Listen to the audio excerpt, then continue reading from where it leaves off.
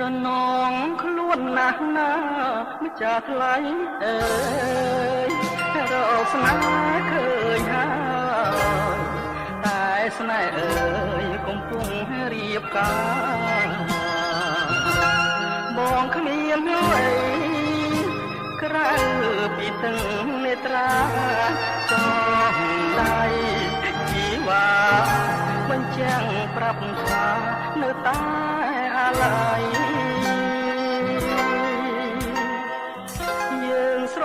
ឡាញ់គ្នាមិនបានជួបគ្នាដូចមានកម្មពីបងខ្លាយជាសាច់ថ្លៃទៅវិញតែអង្គចាស្ទើរតែមិនចេញតែទុកទូមិនដេញតែរយាសំឡាញ់លាលោកទៅហើយ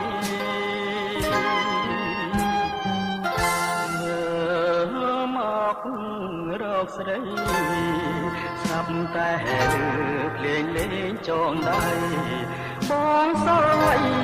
ជីវិតរស់នៅកូនអាយហាគេថាម៉ែទេកូនគង់នឹកអើលាហើយណា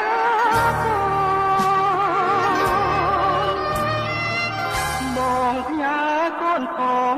ណាមាបងហើយបងសូមលា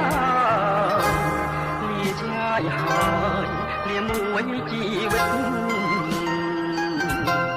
សັບបាំងស្លាប់លាក់ពេលមេឃងឹតអោព្រំលិខិតដេញគ្មានអាណិត